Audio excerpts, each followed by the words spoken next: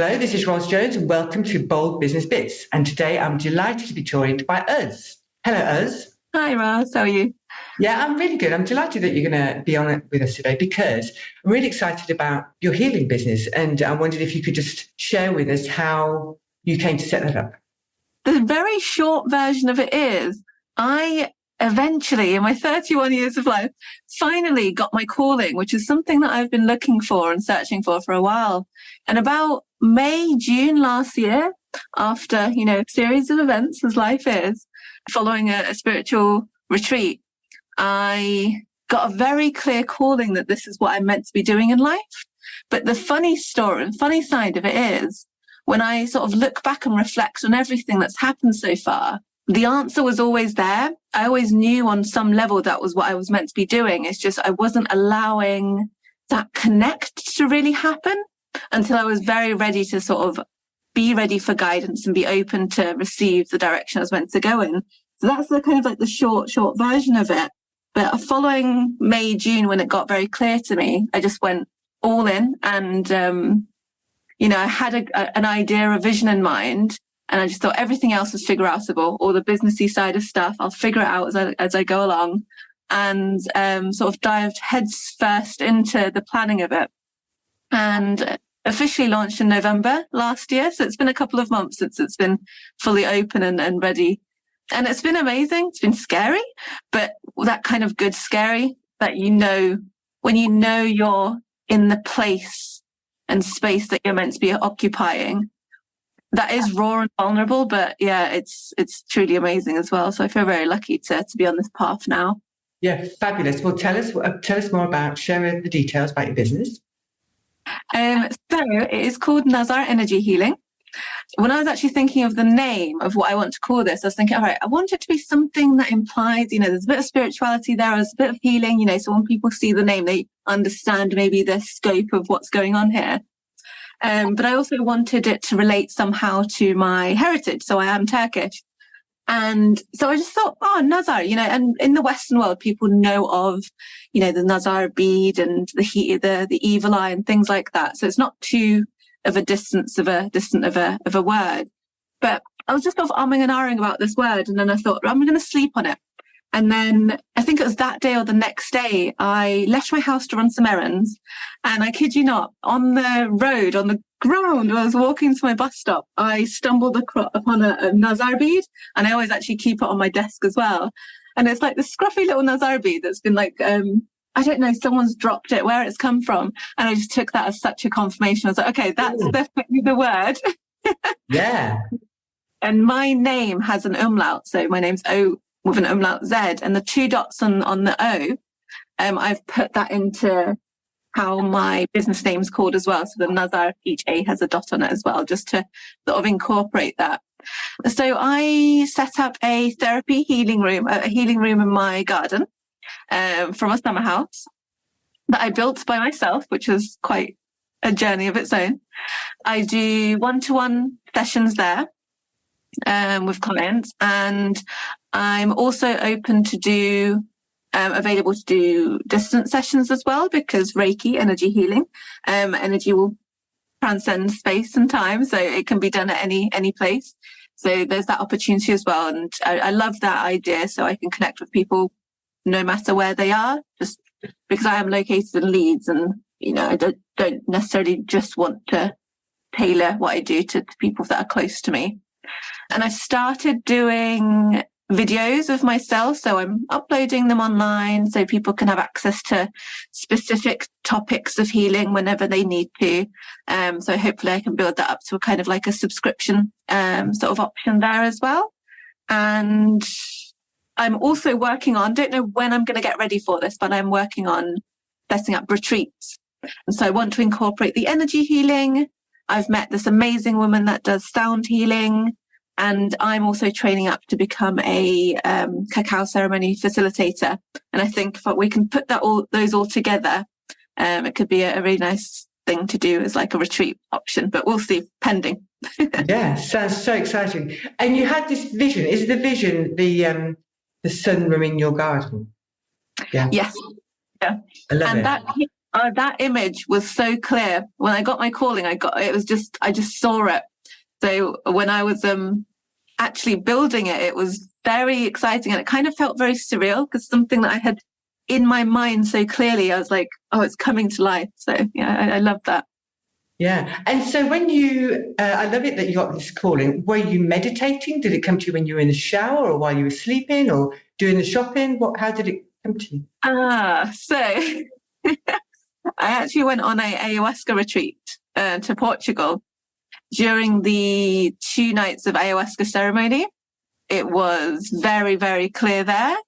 And then the 3rd day I was there, we had the opportunity to experience magic truffles.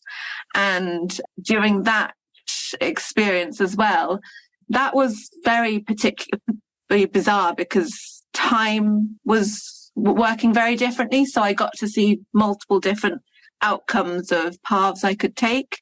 And yeah, so it also sort of reinforced, right, this is the kind of life that you're weaving at the moment. And yeah, I do want to all sort of underline and highlight this I know it's quite a taboo subject, and I'm not an advocate for drugs at all.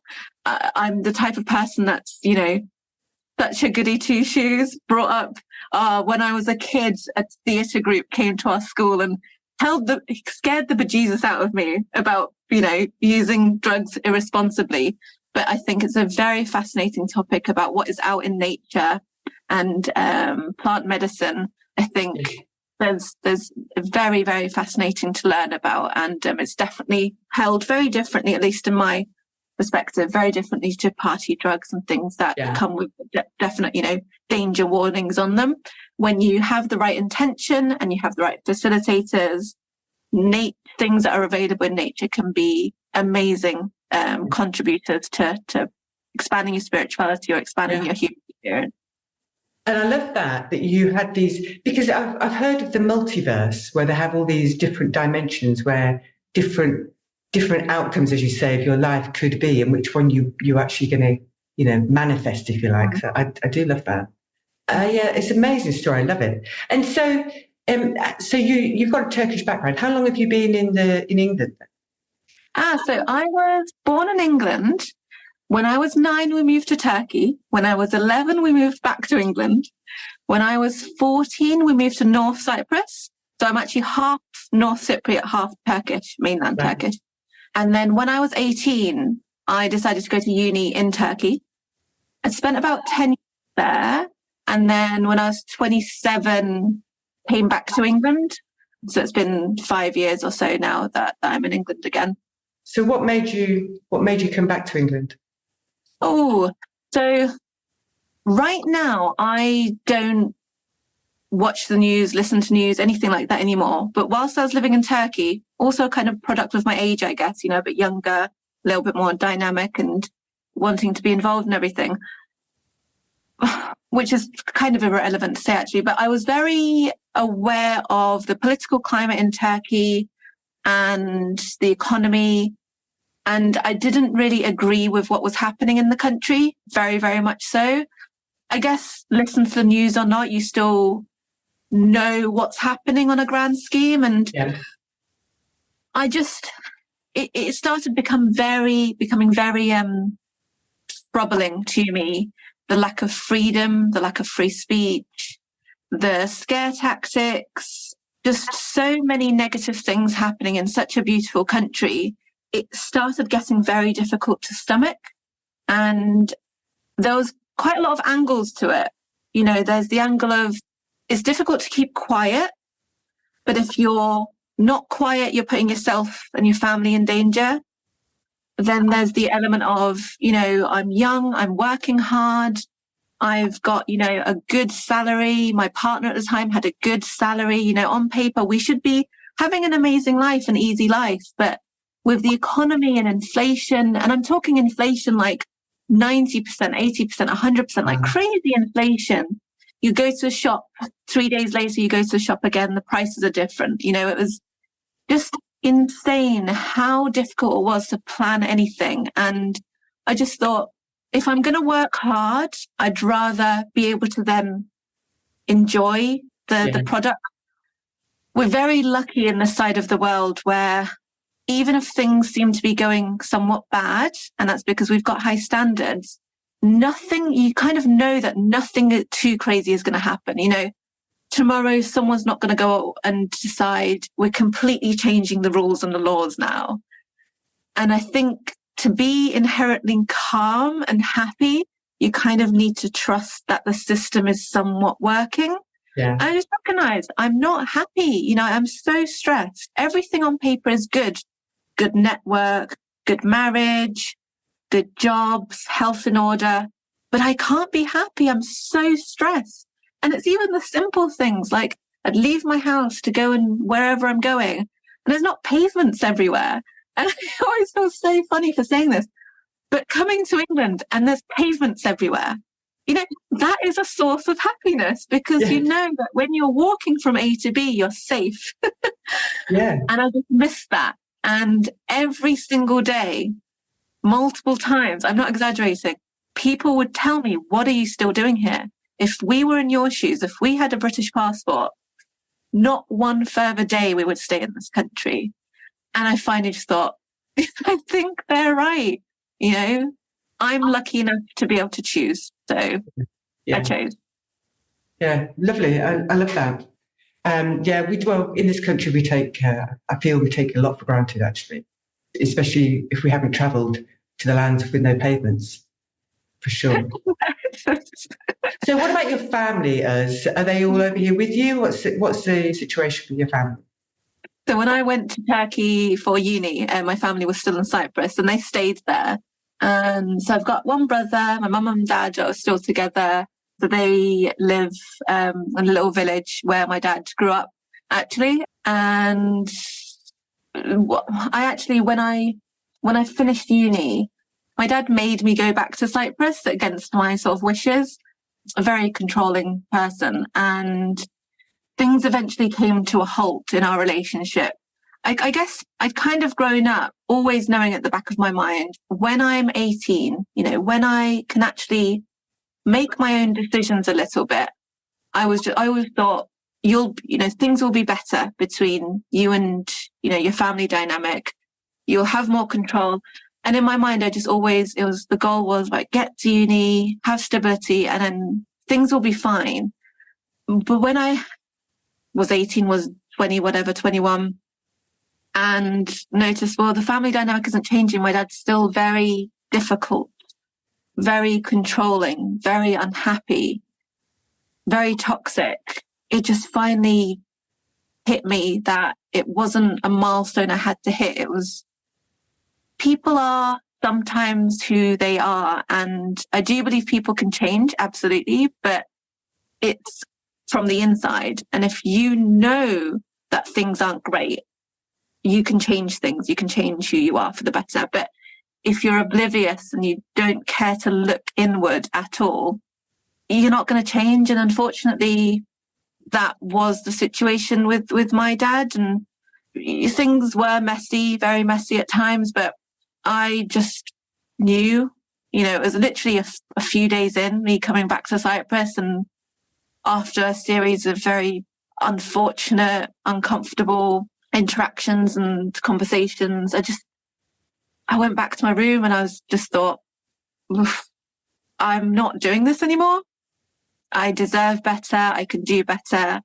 I need to make some difficult decisions. And literally the next day, I just told my mum I'm going back to Turkey.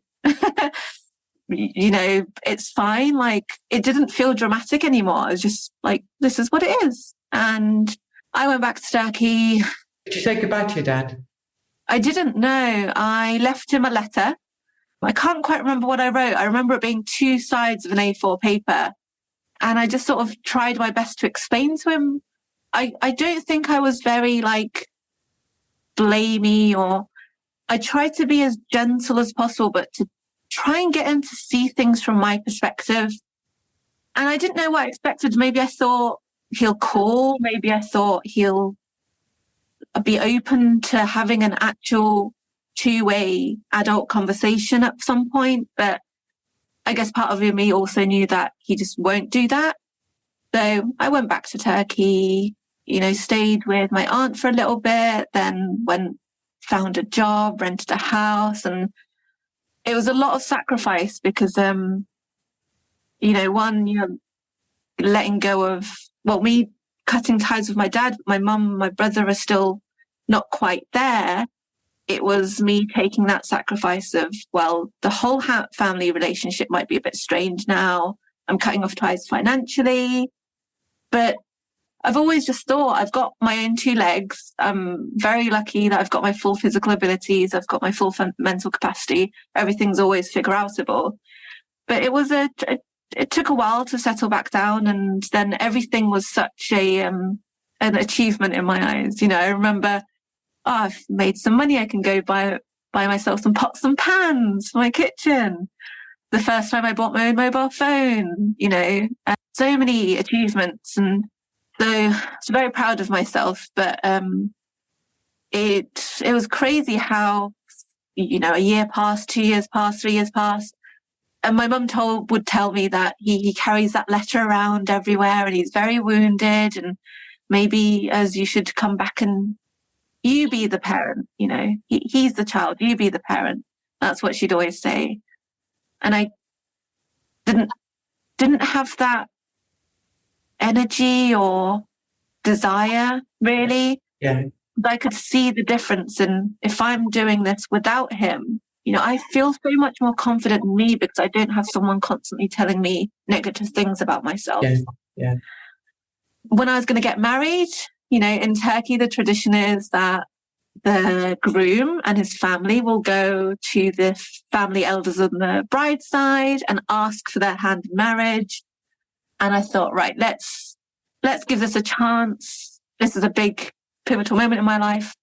So I went back to Cyprus, colluded with my brother. I was like, right, can you pick me up from the airport? Let's go see if I can speak to my dad, tell him I want to get married, but I want him involved. And that didn't work out. He was very wounded still. So that turned into a lot of defensiveness, I guess. And I wasn't even allowed in the house. I didn't even get to speak to him. But at least for me, it was, I tried. I did what I needed to do. So, yeah, it's been 10, 11 years. It's funny how time passes. And my mum and brother are still, they're all still there. And we speak, we see each other. But it's just, I wish him well. I wish him happiness. He's not a very happy man. And I just think the most important thing in life is to figure out how you can be happy and spread a little bit of happiness to those close around you. So I hope and wish he finds that.